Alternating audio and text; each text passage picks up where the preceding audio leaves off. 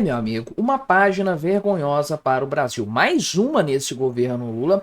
É uma coisa impressionante. De fato, o Lula se prestou ao papel vergonhoso, vexatório de ir à Rússia participar do Dia da Vitória, que é uma comemoração tradicional da Rússia, naturalmente relacionada à Segunda Guerra Mundial, mas num contexto muito ruim e na presença, na companhia de um monte de ditadores, uma coisa escabrosa, mostrando o alinhamento do Brasil cada vez mais evidente ao que há de pior na política mundial, ao que há de mais ditatorial, de mais tirânico, de mais cruel, de maior desrespeito aos direitos humanos, e o pessoal da esquerda aplaudindo essa pataquada. Realmente uma coisa impressionante. O Estadão traz isso aqui como sendo o dia da infâmia para o Brasil, pode até ser o dia da vitória para a Rússia, para o Brasil é o dia da infâmia.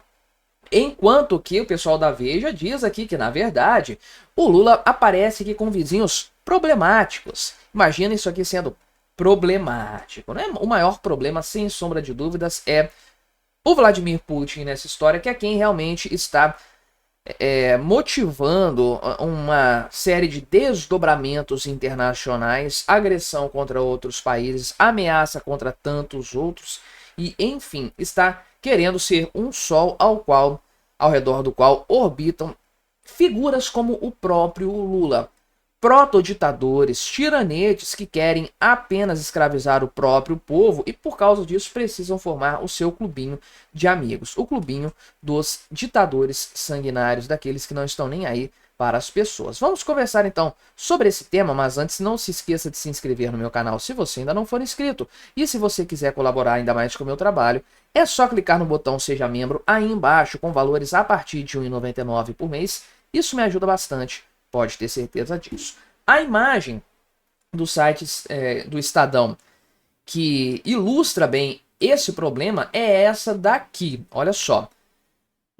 O subtítulo é o que nós vemos. A imagem do Lula, né, aqui, ó, a imagem do Lula na Praça Vermelha, ao lado por facínoras, ladeado por facínoras, para ver o desfile de mísseis que vão massacrar inocentes na Ucrânia, marcará o dia da infâmia da política externa brasileira. E é engraçado que o pessoal falava que o Bolsonaro transformou o Brasil num pária internacional. Olha isso aqui. É pior ainda do que aquela foto do Geraldo Alckmin, em que ele aparece ao lado de um monte de cabeça de toalha, de terroristas, líderes terroristas. Você lembra dessa foto sem sombra de dúvidas. Aliás, grande parte deles foi para o saco já. Então aqui, vários tiranetes, não tinha nenhum defensor da liberdade, da democracia, do progresso humano, no meio dessa gentalha que participou desse evento. Não sobrou ninguém para a Rússia, não tem ninguém do lado da Rússia, de fato. E o Lula tá aqui, ó, passando vergonha, envergonhando o Brasil. Se fosse vergonha só dele, não tinha problema, mas o cara está humilhando o Brasil de fato nessa história. E é engraçado ver esse camarada aqui, ó. Esse cara, vamos ver se tem o nome desse animal participando aqui desse evento, aqui que deve ter o nome dos camaradas, né? Isso, Ibrahim Traoré, que é lá da Burkina Faso. O que acontece? Esse cara deu um golpe de Estado lá em 2022, permanece no poder até hoje. Então, primeiro, é um golpista. Segundo, é um presidente militar. É um capitão igual o Bolsonaro, pois é. Mas não chegou ao poder por meio do voto, chegou por meio de um golpe de Estado e governa dessa forma, de maneira tirânica. Então veja que esse pessoal da esquerda, eles podem falar o que quiser. Eles são apaixonados por um militar. São apaixonados por um governo militar. O tipo de coisa que essa gente posta a respeito desse Ibrahim Traoré aqui é inacreditável, de fato. É inacreditável a babação de ovo que eles têm para um cara que, em suma, é um grande de um ditador. Não só ele, tem outros tiranetes aqui da África, né? Tem aqui o Umaro Sissoko Embalo, que eu acho que é esse cara aqui, acho que tá na ordem mesmo, né?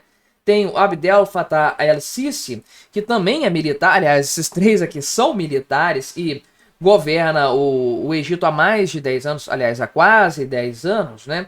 Derrubou lá em 2013 o primeiro líder democraticamente eleito do Egito. Então, esse cara aqui também é um presidente militar. Tem esse outro cara aqui que é o Emerson Mnangagwa, sei lá o que é o sucessor do Robert Mugabe.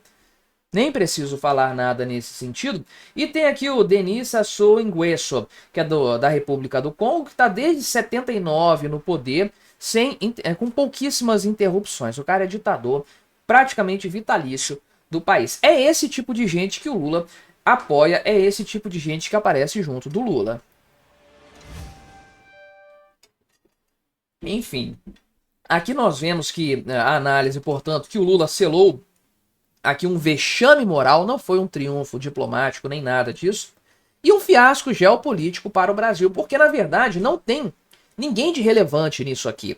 Tem o Vladimir Putin, ok, o Xi Jinping, por interesses particulares dele, mas fora isso, é o Brasil e um monte de paisecos, de ditaduras que não são reconhecidas por ninguém, não são aceitas por ninguém, exceto por pessoas como o Vladimir Putin, que precisam a todo custo de buscar apoio internacional para validar a sua imagem, que é o papel que o Brasil se presta nessa história.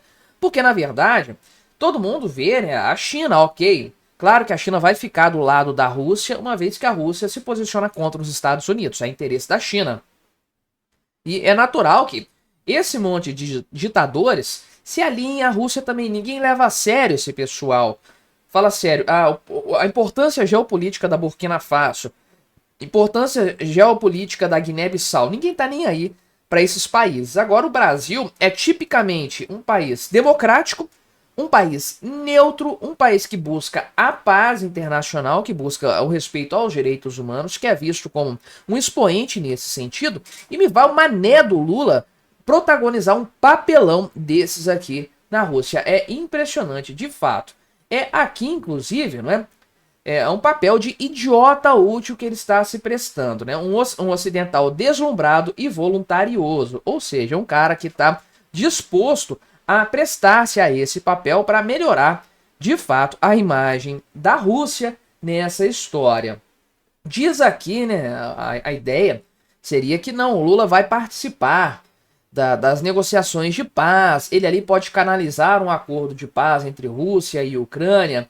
Meu amigo, é realmente de impressionar quem pensa dessa forma, porque todo mundo que participou desse cortejo fúnebre do dia da vitória na Rússia, todo mundo governa países de forma ditatorial, menos o Lula, que em tese ainda é uma democracia, o que nós temos aqui.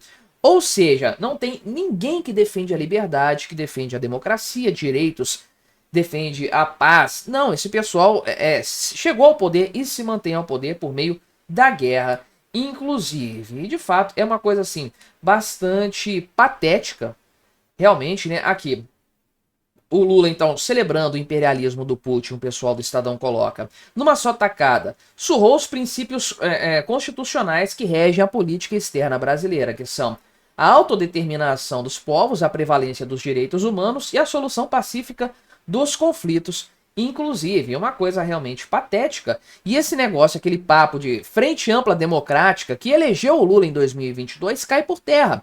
Porque um cara que se presta a esse papel vergonhoso é qualquer coisa menos um democrata. Mas me diga aí, o que você achou da minha análise? Colabore com o nosso debate, se inscreva no meu canal se você ainda não for inscrito e até a próxima.